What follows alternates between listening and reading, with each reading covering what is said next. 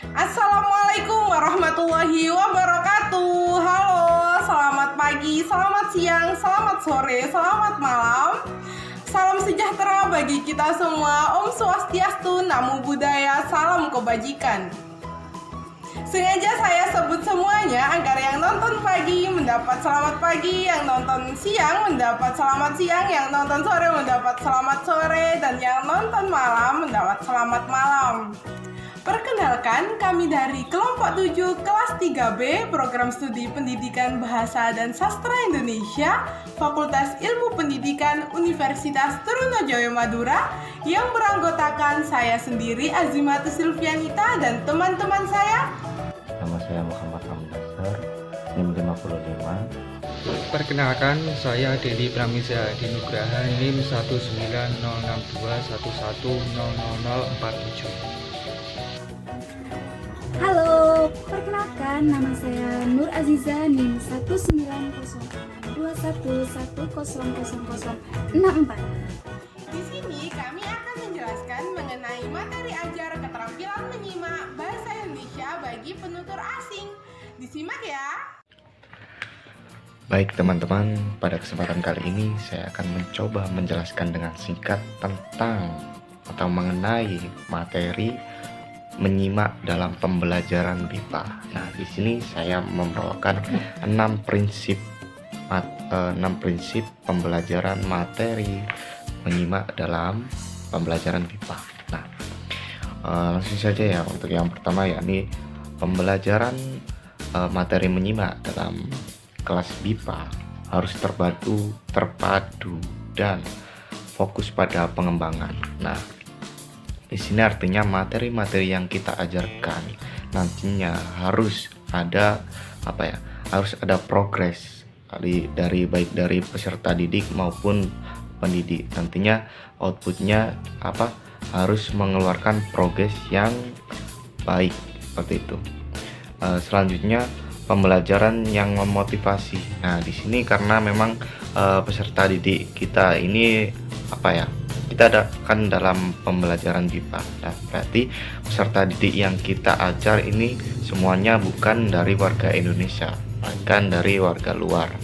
Nah, di sini kita harus tidak henti-henti memberikan motivasi yang di sini ada hubungannya dengan materi menyimak. Selanjutnya, poin yang ketiga, bahasa dan konteks yang autentik. Nah, di sini memang kepribadian masyarakat luar itu biasanya setiap pembelajaran itu harus memiliki unsur-unsur yang otentik. Nah, unsur yang otentik ini nantinya akan menjadi daya magnetik agar siswa didik kita atau peserta didik itu tetap intens dalam belajar. Selanjutnya, menggunakan bentuk respon yang tepat. Nah, di sini respon atau hubungan timbal balik antara peserta didik dan pendidik itu harus sesuai seperti itu. Selanjutnya, menggunakan media pembelajaran yang menarik dan tepat. Nah, di sini media pembelajaran sangat berperan penting dalam pembelajaran materi menyimak terutama dalam kelas BIPA seperti itu. Nah, baik, untuk poin yang terakhir ini penilaian dari materi menyimak dalam pembelajaran BIPA ini nantinya bersifat penilaian autentik, yakni penilaian yang sesuai dengan keadaan di dalam kelas seperti itu, teman-teman. Baik, selanjutnya saya akan menjelaskan tentang sumber belajar. Sumber belajar atau learning resources adalah semua sumber baik berupa data, orang, dan wujud tertentu yang dapat digunakan oleh peserta didik dalam belajar. Sumber belajar keterampilan menyimak BIPA dapat menggunakan buku Sahabatku Indonesia yang tersedia di laman bipa.kemendikbud.go.id. Pengajar BIPA dapat membuat sendiri sumber ajar untuk pemula dengan tema transportasi yang berisi contoh percakapan, daftar kosakata yang dilengkapi dengan gambar-gambar yang mendukung. Kemudian ada media pembelajaran. Media pembelajaran adalah alat-alat bantu yang digunakan untuk menunjang pelaksanaan proses mengajar. Media pembelajaran keterampilan menyimak BIPA dapat menggunakan media pembelajaran audiovisual yang berupa video yang berisi penjelasan-penjelasan materi. Selanjutnya, saya akan menjelaskan mengenai tugas dan latihan. Tugas dan latihan dapat digunakan sebagai evaluasi pembelajaran yang dilaksanakan dan juga bertujuan untuk mengecek pemahaman pembelajar terhadap materi ajar yang telah disimaknya. Tugas dan latihan yang dapat diberikan pada pembelajaran keterampilan menyimak BIPA diantaranya dapat berupa: yang pertama, menjodohkan informasi, dapat berupa teks dengan teks, teks dengan gambar atau gambar dengan gambar. Yang kedua, dapat dengan cara membuat percakapan sederhana dengan teman. Yang ketiga, melengkapi teks percakapan yang kosong. Yang keempat, pembelajar disajikan gambar dan meminta untuk menjelaskan maksud dari gambar tersebut. Ada juga bentuk-bentuk latihan lain yang dapat digunakan untuk pembelajaran keterampilan menyimak BIPA, seperti menyilang benar salah, jamming, menyusun kalimat, mengisi tabel, mengerjakan pilihan ganda, menyusun urutan yang benar, dan membaca serta teks. Baik, selanjutnya di sini saya akan menerangkan materi mengenai kerangka materi ajar. Kerangka materi ajar keterampilan menyimak BIPA dapat dilaksanakan dalam 3 tahap, yaitu yang pertama adalah kegiatan sebelum menyimak. Kegiatan ini bertujuan untuk memperkenalkan kepada para pembelajar BIPA tentang tema yang akan dipelajari, kemudian memotivasi kepada para pembelajar BIPA memberikan dugaan isi materi ajar yang akan mereka pelajari dan yang akan mereka dengarkan.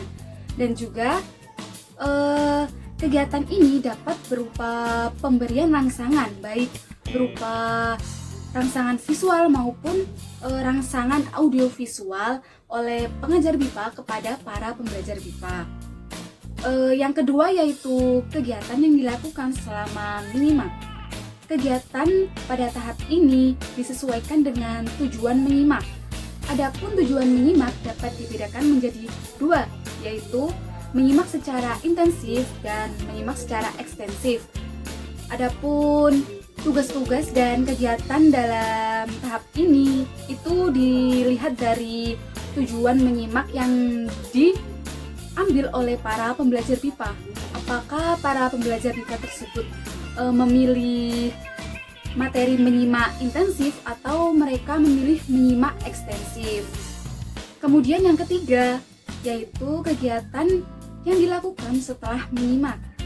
Tujuan kegiatan pada tahap ini yaitu untuk mengecek pemahaman para pembelajar BIPA. Apakah mereka telah memahami materi yang diajarkan oleh para pengajar BIPA atau mereka belum memahami sedikitpun.